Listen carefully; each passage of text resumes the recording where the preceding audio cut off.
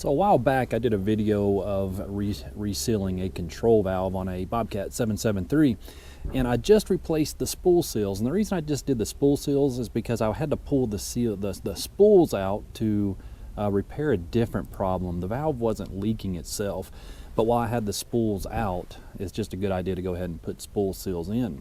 And since it wasn't leaking, I skipped a critical step that has to do with the lift spool. I've been asked by several viewers to explain how to do this. Duramax Diesel 06 was the first one to ask me. I promised him I would do it. Sorry about that, I completely forgot. But Mr. Jeffrey also sent me an email and asked me if I could show how to do this. So thank you so much, guys, for requesting that, and sorry I forgot to do that when I did the control valve. So what we're looking at is a lift spool. Okay, the lift spool is the only one we got to worry about doing this because the tilt spool does not have this feature. The reason is, I know it's kind of hard to see with the shadows, but they're drilled ports through the lift spool, and that's what allows us to put this into float position. When we push our pedal and that locks in, or whether it's actuated controlled, we go into float mode. It allows oil to flow through these ports to let your bucket float as you back drag.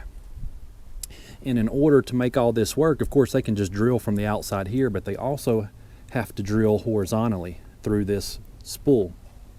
So once we get it out, let's go ahead and remove this end cap here. A little Allen head will fit in the end here, and we can break this cap loose. I've already got it loose, and it's under spring pressure, of course. So I'm gonna screw out the centering spring and parts. That's what all that looks like. And in the end, you will notice a threaded screw, and inside, up underneath that screw, is our plastic plug and an O-ring, because when they drill through here, they got to be able to seal that oil from coming out here. Our spool seal just seals around this side.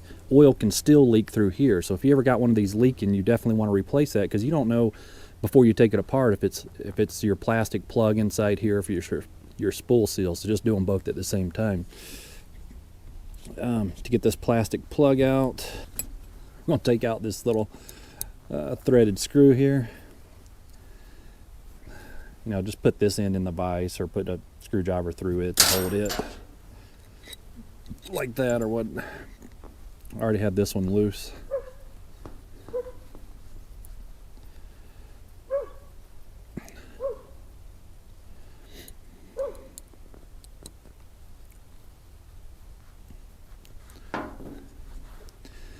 Now that I've got it out, down inside here is where our plastic plug and O-ring is, and it's very difficult to get out. So what I like to do, that's why I like to use these little ball end Allen keys. And what I do is I'm going to take my torch and we're going to heat it up. And we're going to insert it into that plastic plug. And then we're going to let it cool, and when you insert it, you're kind of just melting the plastic, and the plastic is going to kind of just cool down around the ball end of this Allen key. All right, now I've got it nice and hot.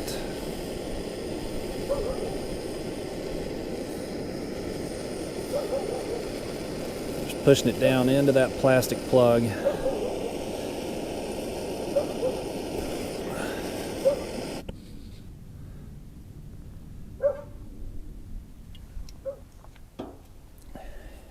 Now that that's had a chance to cool down, just going to try to pull on this gently. And there it comes. See how the plastic plug stuck around the Allen key? Now the O-ring's still in there. We kind of got to dig it out. See if we can find it.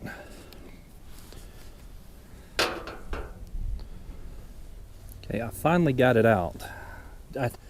Now I struggled with this, so it doesn't always come out real easy. Look how tiny that O-ring is.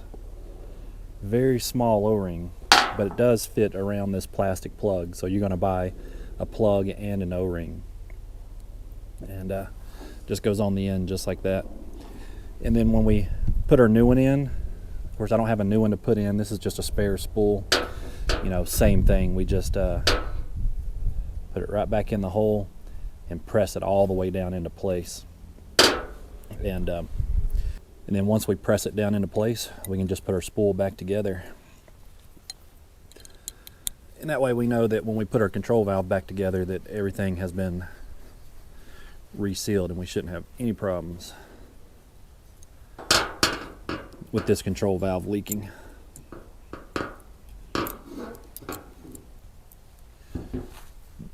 So that's how you replace the plastic plug in the lift spool. Again, it's only for the lift spool. So thank you so much for your comments. If there is something that I can recreate to try to help you out, yeah, definitely let me know. And if I can, I will definitely try to make it a point to do that for you.